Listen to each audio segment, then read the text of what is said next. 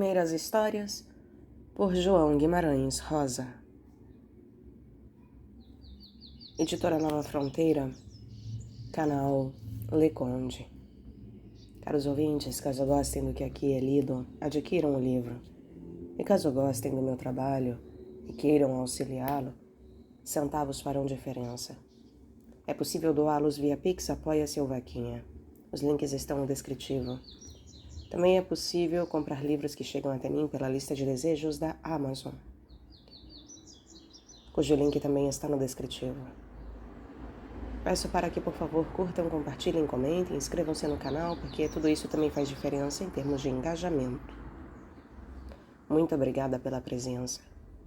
A todos uma boa escuta. Pirlim Psiquice.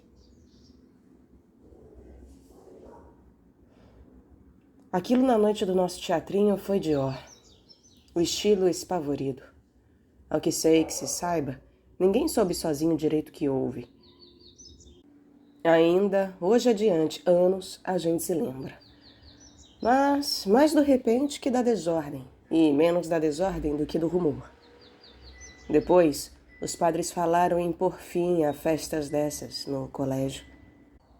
Quem nada podia mesmo explicar, o ensaiador Dr. Perdigão, lente de coreografia e história pátria, voltou para seu lugar, sua terra. Se vive, estará lá já após de velho. E em diabo pretinho Alfeu corcunda, hein? Estramiro, agora aeroviário, e Joaquincas, bookmaker, e adjazidas atividades. Com ambos raro em raro me encontram. Os fatos recordam-se. A peça ia ser o drama Os Filhos do Doutor Famoso, só em 5 atos. Tivemos culpa de seu indesfecho, os escolhidos para o representar? Às vezes penso, às vezes não. Desde a hora em que, logo num recreio de depois do almoço, o regente seu Siqueira, o Surubim, sisudo de mistérios, veio chamar-nos para a grande novidade, o pacto de puro entusiasmo nosso avançara, sem sustar-se. Éramos 12. Atordoados, pois. O padre prefeito, solene modo, fez-nos a comunicação, donde, com o Dr. Perdigão ali ao lado, rezou-se o Padre Nosso e 3 Ave-Marias, as luzes do Espírito. Aí o Dr. Perdigão, que empunhava o livro, discursou um resumo para os corações da gente a toda. Então, cada um teve de ler do texto alguma passagem, extraindo de si a melhor bonita voz que pudesse. Leu-se desabaladamente. Só o Zé Boné não se acanhou de o pior e promoveu risos, de preenchido beócio que era. Quando o doutor Perdigão nos despachou, lembramo-nos de que na turma estavam de mal os 2 mais decididos e respeitados, a tal Alpa, que ia ser o doutor famoso, e o Darcy, o filho capitão. Mas os mesmos conviram logo em precisar pazes, sem o caso de a gente bem oficiar se oferecendo de permeio.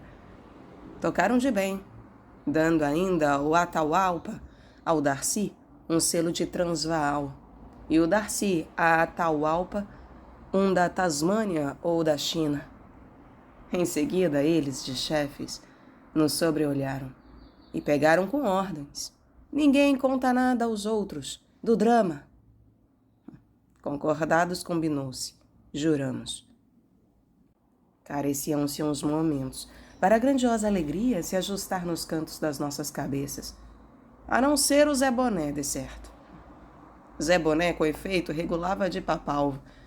Sem fazer conta de companhia ou conversas, varava os recreios reproduzindo fitas de cinema. Corria e pulava, a acelerada cá e lá, fingia galopes, tiros disparava, assaltava a mala posta, intimando e pondo mãos ao alto, e beijava, afinal. Figurado a um tempo de mocinho, moça, bandidos e xerife. Dele bem se ria o Basbaque. Mesmo assim, acharam que para o teatro ele me passava, decidindo o padre prefeito e o Dr. Perdigão que, por retraído e mal à vontade, em qualquer cena eu não servisse. Não fosse o padre diretor, de bom acaso vindo entrando declarar que aluno aplicado e com voz variada, certa de recitador, eu podia, no vantajoso, ser o ponto. Sorri de os outros comigo, amigos, mexerem. Joaquincas, o que era para personificar o filho padre, me deu 2 marcas novas de cigarro. E eu a ele uma prata de 500 réis e o meio pão que estava guardando na algibeira. Aí o Darcy e a Atahualpa, arranjada a coragem, alegaram não caber Zé Boné com as prestes obrigações. Mas o padre prefeito repreendeu-nos a soberba, tanto quanto que o papel que a Zé Boné tocava de um policial se versava dos mais simples, com escasso falar. Adiantou nada o Araujinho, servindo de o outro policial, fazer a cara amargosa. Acabou-se a opinião da questão. Não que Zé Boné a gente não enchesse de inquietas cautelas. O segredo, ia ele poder guardar? Aí mais teve-se dúvida. Se os outros alunos se embolassem para a força quererem fazer a gente contar a história do drama.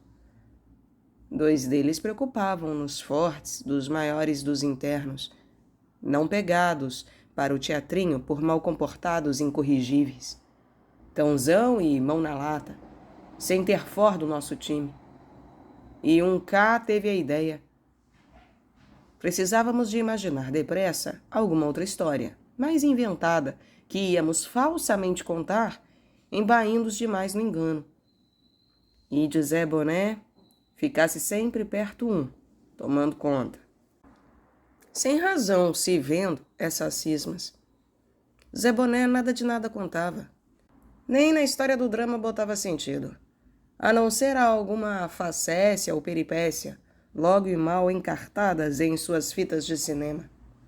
Pois, enquanto recreios houvesse, continuava ele descrevendo-as com aquela valentia e o ágil não se cansar, espantantes.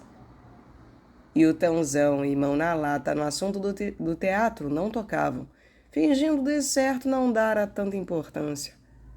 Mas a outra história, por nós tramada, prosseguia, aumentava, nunca terminava, com singulares e extraordinários episódios, que um e outro convinha e propunha. O fuzilado, o trem de duelo, a máscara, a fuça de cachorro e, principalmente, o estouro da bomba. Ouviam, gostavam, exigiam mais. Até o pretinho Alfeu, filho da cozinheira e aleijado, voltava se arrastando com rapidez para escutar, enquanto o surubim não o via e mandava embora. Já entre nós era nossa história, que às vezes chegávamos a preferir a outra, a história de verdade do drama. O qual, porém, por meu orgulho de ponto, pusera eu afinco em logo reter tintim de cor por tintim e salteado. Descontentava-me só na noite do dia dever ficar encoberto do público, debaixo daquela caixa ou cumbuca, por ora ainda não se tinha, nos ensaios. Representar é aprender a viver além dos levianos sentimentos, na verdadeira dignidade, exortava-nos o doutor Perdigão sobre suas sérias barbas. Atahualpa, o peitudo e Darcy, o pintado, determinavam-se acabar-se em hora com essa tolice de apelidos. Umas donas estariam costurando as roupas que íamos revestir. Os fraques do doutor famoso e do amigo, a batina do filho padre, a farda do filho capitão, só trajes. Alvi trouxe senha de nos tratarmos só pelos nomes em drama. Mesquita, o filho poeta, Rutz, o amigo, Gil, o homem que sabia o segredo, Nuno, o delegado. O doutor Perdigão dirimia em embaraços, em vez de o criado. O Niboca chamar-se-ia então Fâmulo. Astramiro, o redimido, e não o filho criminoso. Eu, o mestre do ponto. Lembrem-se, circunspecção e majestade, proferia o doutor Avante. E longa é a arte e breve a vida. Um preconício dos gregos. Inquietávamos-nos. Não fossem destituir-nos daquele sonho. Íamos proceder muito bem até o dia da festa, não fumar escondido, não conversar nas filas, esquivar o mínimo pito, dar atenção nas aulas. Os que não éramos filhos de Maria, impetrávamos fazer parte. Joaquincas comungava a diário. Via a si mesmo só ideal, já padre e santo. Todas as tardes, a partir do recreio de depois do jantar, subia-se para o ensaio, demorado, livrando-nos dos estudos da noite sob o duplo olhar do surubim. Essa vantagem também os outros nos invejavam. Sus! Brio! Obstinemo-nos, decoro e firmeza. A diestra peraspera, sempre ductis aos meus ensinamentos. O doutor Perdigão observando. Suspirávamos pelo perfeito, o estricto jogo de cena a atormentar-nos. Menos o Zé Boné, de certo. Esse entrava marchando, fazia continências, mas não havendo maneira de emendar palavra e meia palavra. E já o dia vindo próximo, nem mais 2 semanas. Por que não o trocar ao estafermo? Não, doutor Perdigão. Senhores discípulos meus, para persistir no prepará-los, a perseverança não me desfalece. Zé Boné do tom tirava algum entender. Empinava-se inconfuso e contente. Seu ensino arrejava era, seria para ele nos pagar. Não por enquanto. Só se ansiava. Sempre juntos, no notável, relegados os planos para as férias. E mesmo só por alto lembrar do afã do futebol. Se não os tempos e contratempos troçavam de nós os outros, citando com ares o que não entendíamos, nem diziam já saber a verdadeira história do drama e que não passávamos de impostores. De fato, circulava outra versão completa e, por sinal, bem aprontada, mas de todo mentirosa. Quem a espalhara? O Gamboa, engraçado de muito inventiva e lábia, que afirmava pés juntos estar dono da verdade. O come de cachorro. Nele, passada a festa, jurou-se também uma sova.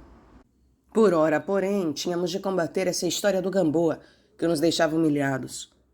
Repetíamos então sem cessar a nossa história, com forte cunho de sinceridade. Sempre ficavam os partidários de uma e de outra, não raro bandeando o campo, vez, por dia. Tãozão e Mão na Lata chefiavam o grupo dos Gamboas? Entreguemo-nos à suma justiça do onipotente, proferia o Joaquincas. O Matana! Sente o braço! O Darcy rugia, ou o Atahualpa, mas o réprobo, o ímprobo, que me malsina os dias. Já vai vago, desembestando. O surubim dizia que o nosso teatro roubava o ensino e que não era verdade que nas provas iríamos ganhar boas notas de qualquer maneira. Possível. Mão na Lata estava combinando outro time, porque a gente mal treinava. Misérias. Para ver se Zé Boné enfiava juízo, valia não o deixar dar mais seu cinema? E pronto, certas cenas do drama legítimas estavam sendo divulgadas. Haveria entre nós um traidor? Não, descobriu-se. O Alfeu. O Gebo, pernas 13 entortadas e moles, quase de não andar direito, mas o capaz de deslizar ligeiro por corredores e escadas, feito uma cobra, e que vinha escutar os ensaios detrás das portas. Só que no Alfeu, mesmo pós-festa, não se podia meter o braço. Ele furtava para a gente pão, doces, chocolate, coisas de cozinha dos padres. Tínhamos de alugar-lhe o silêncio? Tudo felizmente por 3 dias. Já o doutor Perdigão, desistido de introduzir no Zé Boné sua parte, intimara-o a representar de mudo apenas, proibido de abrir a boca em palco. Doía-me um dente. Podia inchar a cara. Ou não doía. Tudo por 2 dias só. Tãozão e mão na lata, o que ameaçavam? Tudo por dia e meio, pela véspera, pelo que efremia-se e ardia-se, sendo nessa véspera o nosso ensaio geral. Sus e eia! Abroquelemo-nos! O doutor Perdigão se passeava levemente. Saía-nos o ensaio geral em brilho e pompa, todos na ponta da língua seus papéis, para meu desgosto. Não iam precisar de ponto? Nisso, porém, sobreveio-nos o tron de Júpiter. O padre diretor assistira ao 5º ato. Ele era abstrato e sério. Não via a quem. Sem realces disse que nós estávamos certos, mas acertados demais, sem ataque de vida válida, sem a própria naturalidade pronta. Despejou conosco, tontos de consternados, e já na noite tão tarde, do nosso doutor Perdigão empalidecendo até a barba. Senhores meus alunos, ad Augusta per Angusta, ele se gemeu. Dormamos. E quem disse que no outro dia seguinte, domingo, o dia, íamos tornar a ensaiar, Senhor, mas com os rebuliços, as horas curtas, poucas, a missa é demorada, a gente ganhando pão de mel e biscoitos no café, tendo-se de ajudar a arrumar o teatro, a caixa do ponto verde, repintada fresca, as muitas moças e senhoras aparecidas, chegadas às roupas nossas teatrais, novinhas nos embrulhos, enquanto se dizia que Tãozão e mão na lata estavam reunindo uns que iam amassar a gente, a armar baderna de briga, e chegando visitas, pais, parentes, de fora, para assistir. Corriam o colégio, se dizendo agora que o pessoal de Tãozão e mão na lata, os gamboas, iam dar na gente a tremenda vaia. E o doutor Perdigão, de repente doente, de fígado, cólicas. A gente com medo que a festa pudesse não haver. E traziam também os programas prontos do nosso teatro. Até o Alfeu vestido de roupa nova marinheiro, a mãe dele fazia-o hoje andar com as muletas. E o doutor Perdigão já sarado, levantado, suas sumas pretas barbas de tarde, o jantar cedo. Garrafa de soda limonada e galinha, pastéis, sobremesa de 2 doces, nem pude. Pois que era que vinha vindo direto para dizer o surubim, satisfeito? Bem, eu tinha temido caiporismos de última hora, passado o dia inteiro assim, de orelha com a pulga atrás. Silêncio. O surubim vinha para o Atahualpa. Estava na portaria o tio do Atahualpa. O pai do Atahualpa era deputado. Estava à morte no Rio de Janeiro. Atahualpa tinha de viajar, de trem, daqui a 2 horas. E o teatro? O espetáculo? Atahualpa já ia, com o surubim, mudar de roupa, arrumar a mala. Mas o teatro era para impossível de não haver. Era em benefício. E só quem podia ser, em vez do Atahualpa, quem sabia decorados todos os papéis, o doutor famoso. Eu. E o ponto? Dúvida não dúvida, o ponto seria ótimo, doutor Perdigão sendo. Se disse, se fez. O contentamento, o medo, o fraque, o povo. Ali que meio escondido, me cutucando, o Alfeu. Quer um gole? Do que ele tinha furtado. Uma garrafa de genebra, da adega dos padres. Falava que era para dar mais alma de coragem. Eu não quis. E os outros, hein? Zé Boné? O Alfeu não sorria, sibilava. Eu não queria saber dos outros. Já estavam me vestindo. O fraque só ficava um pouquinho largo, de nada. Os outros também não deviam de gostar das senhoras e moças passando carmins na cara da gente, o que não era de homem, e repintando-nos os olhos. E a hora, enorme. O teatro, imensamente. A plateia, ninguém mais cabe. O povoréu de cabeças Estrondos de gente entrando e se sentando, rumor, rumor. Ah, as luzes. O doutor Perdigão, de fraque também. Excelsior. Meio desanimado. Não era o monte do momento, sim, não. Era a hora na hora. Parecia que os empurravam, para o de todo sem propósito. Me punham para a frente. Só ouvi as luzes. Risos avistei demais. O silêncio. Eu estava ali, parado em pé de fraque, à beira-mundo do público defronte. E que queriam de mim? Que esperavam? Atrás, os companheiros tocando-me. Isto era hora para piparotes? E de súbito a súbitas, eu reconheci na plateia, tão enchida a todos, em cada um seu lugar, Tãozão, o Mão na Lata, o Gamboa, o Surubim, o Alfeu, o padre diretor.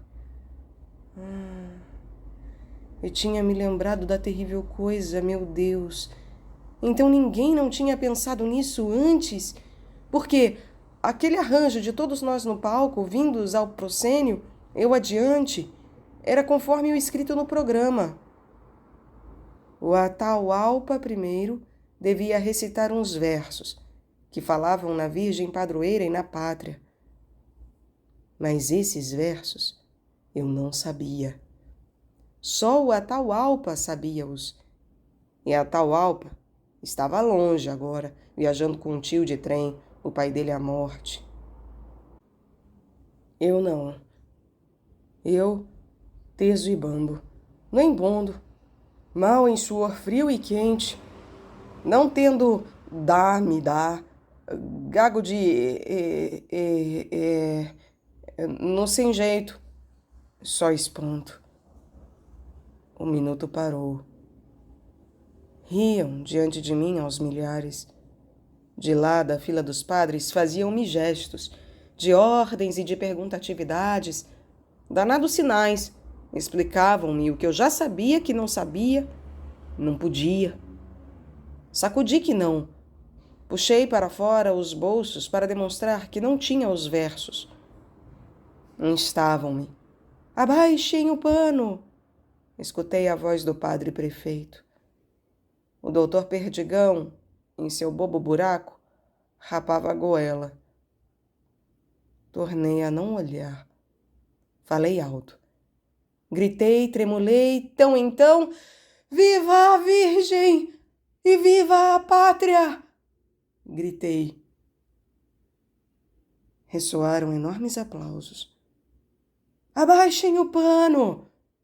Era ainda o padre prefeito no bastidor, porque agora era a mesma hora para ficarmos no palco só o doutor famoso e seus 4 filhos. Daí o pano tornava a subir para abrir a primeira cena do drama. O pano! Mas o pano não desceu. Estava de certo enguiçado. Não desceu nunca. Com confusão. Os que tinham de sair de cena não saíam. Tornamos a avançar todos, sem pau nem pedra, em fila, feitos soldados, empalermados. E aí veio a vaia. Estrondou. A vaia que ninguém imaginava. E que era um mar. Patuleia, todos em mios, zurros, urros, assovios. Pateada. E a gente nada. Ali, formados, soldados mesmos, mudando de cor, de amargor. Atenção! Submetam-se! Mas nem os padres a aquilo não podiam pôr cobro? Por um pouco, o doutor Perdigão ia de surgir de lá de caixa, mas não venceu e se botou abaixo. A gente, firmes, sem mover o passo, enquanto a vaia se surriava. A vaia parou. A vaia recomeçou. Aguentávamos. Zé Boné! Zé Boné! Aqueles gritavam também. Depois de durante dessa vaia ou em intervalos. Zé Boné! Foi a conta. Zé Boné pulou para adiante. Zé Boné pulou de lado. Mas não era de faroeste. nem em estouvamento de estrepulias. Zé Boné começou a representar. A vaia parou, total. Zé Boné representava, de rijo e bem, certo, a fio, atilado para toda a admiração. Ele desempenhava um importante papel, o qual a gente não sabia qual, mas não se podia romper em riso. Em verdade, ele recitava com muita existência. De repente se viu, em parte o que ele representava, era da história do Gamboa. Ressoaram as muitas palmas. O pasmatório. Num instante quente tomei vergonha. Acho que os outros também. Isso não podia assim. Contracenamos. Começávamos todos de uma vez a representar a nossa inventada história. Zé Boné também. A coisa que aconteceu no meio da hora. Foi no ímpeto da glória, foi, sem combinação. Ressoaram outras muitas palmas. A princípio, um disparate. As desatinadas pataradas, nem que jogo de adivinhas. Doutor Perdigão se soprava alto em bafo, suas réplicas e deixas destemperadas. Delas, só a pouca parte se aproveitava. O mais eram ligeiras e solertes seriedades, palavras de outro ar. Eu mesmo não sabia o que ia dizer, dizendo, e dito, tudo tão bem, sem sair do tom. Sei de mais tarde me dizerem, de tudo tinha e tomava o forte e belo sentido esse drama do agora, desconhecido, estúrdio, de todos o mais bonito, que nunca houve, ninguém escreveu, não se podendo representar outra vez, e nunca mais. Eu via os do público assungados, gostando só no silêncio completo. Eu via que a gente era outros, cada um de nós, transformado. O doutor Perdigão devia de estar soterrado, desmaiado em sua correta caixa do ponto. Gritavam bis o surubim e o alfeu. Até o padre diretor se riu, como ri Papai Noel. Ah, a gente, protagonistas, outros atores, as figurantes figuras, mas personagens personificantes. Assim, perpassando com a de nunca naturalidade entrante própria a valente vida, estrepuchada. Zé Boné, sendo o melhor de todos? Ora, era. Ei, e fulge forte Zé Boné! Freme a representação. O sucesso que vindo não se sabe de onde e como. Alguém me disse que estava lá, jurou como foi. Mas de repente eu temi, a medo, acordava. E daquele estro estrambótico, o que aquilo nunca parava. Não tinha começo nem fim. Não havia tempo decorrido. E como o ajuizado terminar então? Precisava. E fiz uma força comigo para me soltar do encantamento. Não podia, não me conseguia, para fora do corrido contínuo do incessar. Sempre batiam um ror novas palmas. Entendi. Cada um de nós se esquecera do seu mesmo, e estávamos transvivendo, sobrecrentes disto. Que era o verdadeiro viver? E era bom demais, bonito, humil, maravilhoso. A gente voava, num amor, nas palavras, no que se ouvia dos outros e no nosso próprio falar. E como terminar? Então, querendo e não podendo, senti que, só de um jeito, só uma maneira de interromper, só a maneira de sair do fio, do rio, da roda, do representar sem fim. Cheguei para a frente, falando sempre, para a beira da beirada. Ainda olhei antes, tremeluzi. Dei a cambalhota, de propósito, me despenquei e caí. E me parece o mundo se acabou.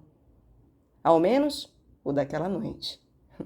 Depois, no outro dia, eução e glorioso, no recreio, então o Gamboa veio, falou assim: hein? Viu como era que a minha história também era a de verdade? Pulou-se, ferramos fera briga.